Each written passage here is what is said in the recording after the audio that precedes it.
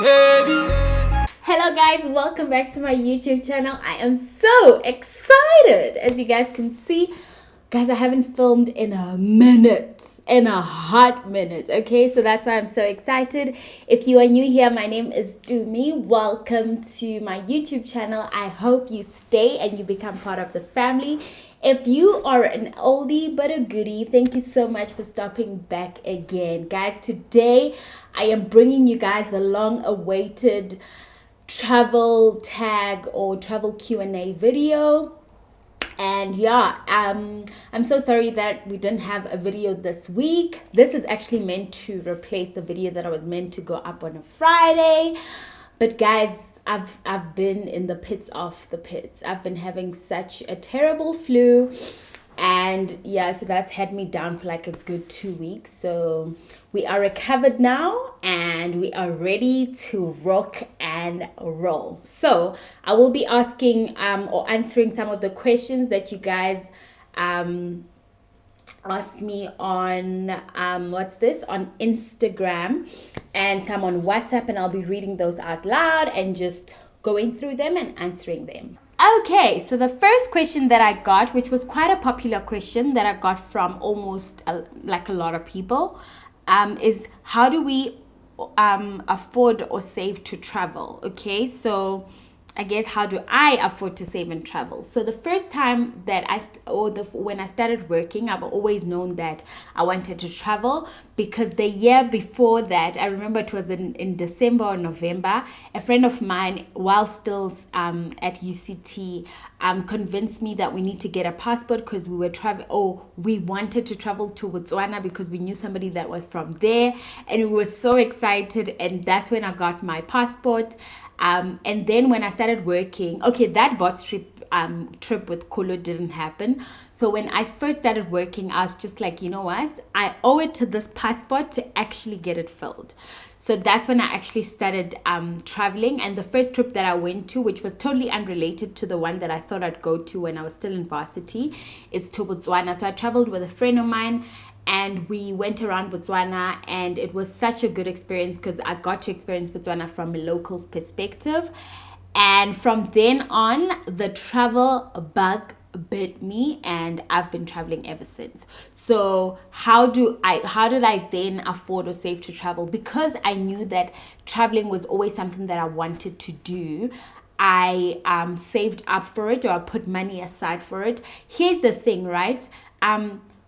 People always ask, but how do you afford to travel? Travel, just like having a car, having a house, owning your favorite pair of sneakers, is something that you need to be deliberate about if you want to do it, as far as your savings are concerned, right?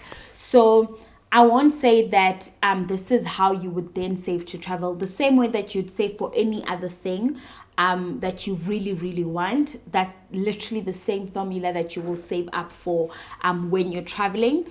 So it just depends where your heart is. I don't think that traveling is hard. I think that if your heart is not in it, then it becomes hard. But if you really, really want to do it, then you invest in it. So how I usually tell people is that, personally, how I do it, I save generally. So I don't save for traveling, I just save generally, and because I save generally, then it means that I always have disposable cash that I can put towards traveling. So whenever I want to travel, then I just dig into those savings, and then I pay up for my travels. And I've done it once where you book through an agent, and then then you have to have a down payment, and then you have to have a down payment, and then you have to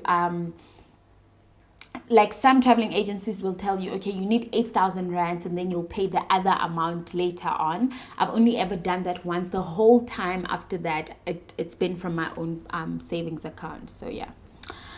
The second question, where is your next destination? Oh my God. So I recently came back last month. When was it? September. When did I go to Rwanda? 2 months ago. I went to Rwanda. And coming back from that trip, I was like, listen, I actually don't want to travel for a while because I was just so exhausted and so tired. I think my next destination will definitely be to Morocco. Guys, I really want to go to Morocco. I think I would have gone to Morocco. The problem with Morocco is that apparently it's not safe if you're doing it as a black traveler. It's quite racist. So I usually do solo travel. So I didn't want to be subject to that, particularly if I'm traveling by myself. The next question, how do you choose perfect locations? Okay, so perfect locations for me are inspired, can be by food, can be by pictures that I've seen on Instagram. I look at a lot of pictures on Pinterest as well. So if I see like a place and I think this place is really, really gorgeous, or that I would really, really like to visit the place, then that's how I get inspired. But a lot of the times it's been through like food or YouTube videos, a lot of YouTube videos, because I'm that person that will bring, if you guys haven't watched my Bali series, go ahead and do that. I'll link it in the cards above. But I'm that type of person. I will follow somebody that's going through a trip, and if I really enjoy it, then I will go ahead and book. Next question. Oh, then the next comment is, my trips are just amazing. Thank you so much. The next question, Airbnb or hotels, and why? Okay, so I've only ever done Airbnb in South Africa. I've never done it internationally. And I think for me, I don't know why I've never done it internationally. It's just when I travel internationally, I want to relax and I want like breakfast to be catered for. And usually a lot of the Airbnbs, you need to cook your own food. And when I travel internationally, that's not the vibe I'm going for. In South Africa, however, I don't mind waking up in the morning and making my own breakfast. I don't mind waking up or cooking my own dinner in the evening. So that's the reasons why I would choose to go with Airbnb or not. But I do think Airbnb has really, really nice deals. I think I will probably try it when I go or when I go to Europe. I think I'll try it then, but I've never tried it internationally. Always have done Airbnb in Cape Town. And listen, even when I go to Cape Town next, Airbnb will be a thing for me. For your Bali vacation, did you use an agent or booked everything yourself? Okay, so I book everything myself. The only trip that I've booked through an agent was my Thailand trip. And I went on Kulula with my friend, and we just like booked the trip. And that was because at that time I was still a novice when it came to travel. And then from that trip, that trip was amazing. Like the hotel was beautiful. They booked us on Qatar Airways, which is one of the best airlines in the world. So I didn't really have a problem with that. But I realized that with a lot of the agents, then they use cheaper alternatives as far as hotels are concerned. So they'll book you in like mostly in 3-star hotels. And when I'm traveling internationally or even locally, I just prefer staying in 4-star hotels and up. And the reason for that is because I'm trying to go for a luxurious feel for my trip. And so obviously 3-star does not always give you that feel. So I always book for myself. And so with the Bali trip and every other trip, Kenya, Zanzibar, all the other trips that I've been to, I've booked everything myself. Okay, and then I'm sure the next question will be, how do you do that? I'm just like thinking that's probably what you would ask me. So I'm just gonna go ahead and show you guys my phone, like the apps that I have on my phone that I use for travel. The first one being this one here, Expedia. So I use Expedia a lot when I am booking my international trips. Then I have this one here, which is my currency app that I use if I'm traveling internationally. If I want to know how much their money is worth to the rands, then I use currency app. And then if you look at this one, where is it? Wait. This one here, it's called Hopper. So what Hopper does is that it finds you the cheapest flights and it alerts you. So say, for example, I'm traveling to Cape Town. Okay, wait. So say, for example, I'm traveling to Cape Town. Then I'd put in the dates on Hopper. And what Hopper does is that it alerts me every time that trip goes up or down. So if it goes down, then they'll send me a notification saying your trip is cheap now, book now, and then I'd go ahead and book. Or your trip is cheap now, but we are predicting that it will be cheaper in the next 3 days. Then I just wait for the next 3 days, and then I book whenever they sort of alert me to book. And then okay, another one that I use is right here, Agoda. So Agoda helps me book all my accommodations. Another one is right here, hotels.com, that also helps me with all my accommodations. I'm not really a fan of booking.com, so I hardly ever use that.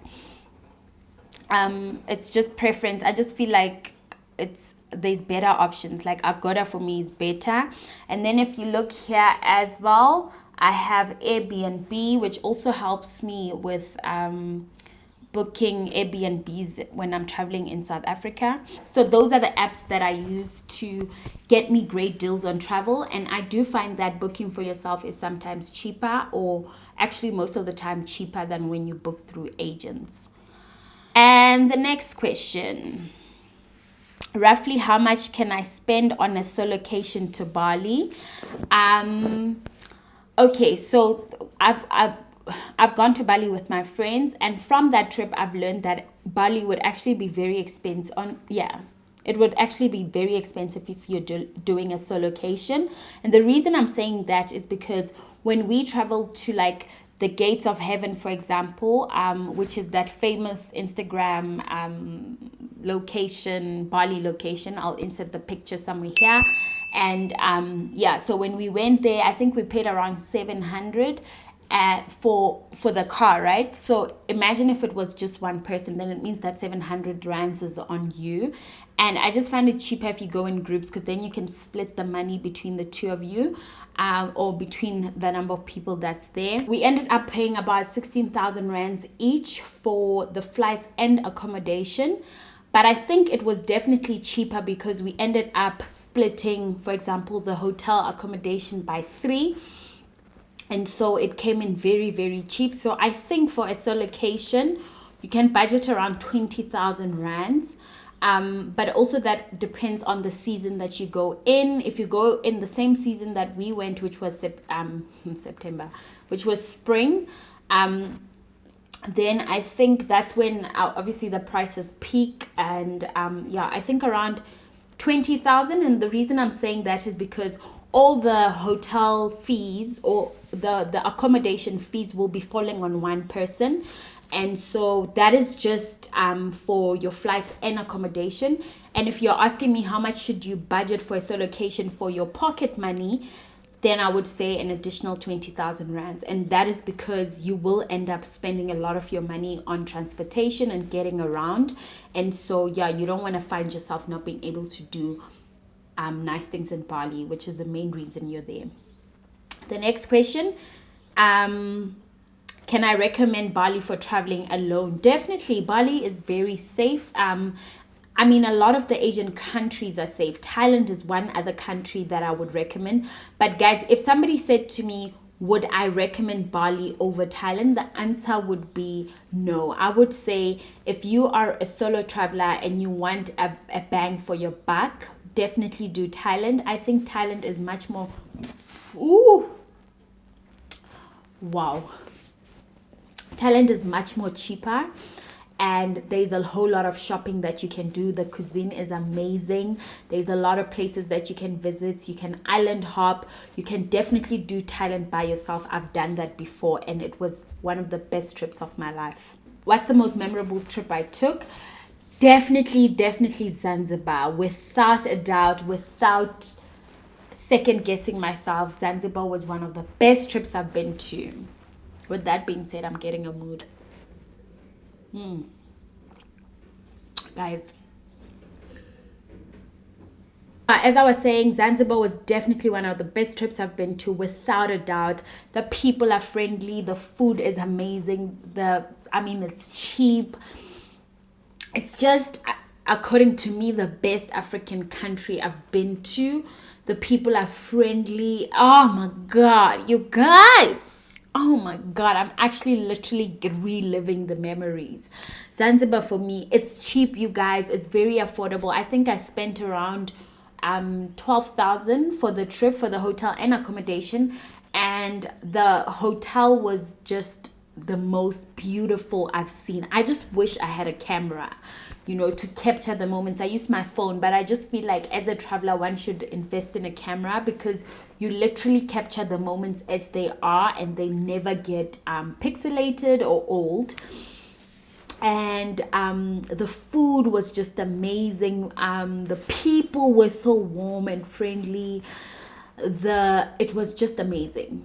It was amazing. I love it when I have a budget for a trip and I end up spending less, but it doesn't mean that I didn't live my best life. And I did Zanzibar by myself, and I went to all the islands. I hired a taxi or a cab and I went around the different islands, but I still came back with a lot of money. So Zanzibar for me was definitely one of the best. And yeah. Okay guys, I don't want this video to be any longer, so I think I'm going to stop it right here. Thank you guys so much for joining me on this video. I really hope the questions that were answered were really helpful and that hopefully you can start booking your next trip because now you know how to go about doing it. If you guys have any more questions, drop them in the comment section down below and I will be sure to answer every single one of them. Don't forget to do all the right things. Comment, like, and subscribe. Make sure you turn on the notification bell next to the red subscribe button so that when I upload, YouTube can notify you of that and that you don't miss any of my uploads. From me, you guys, thank you so much for watching and I will see you guys next week Friday. Bye.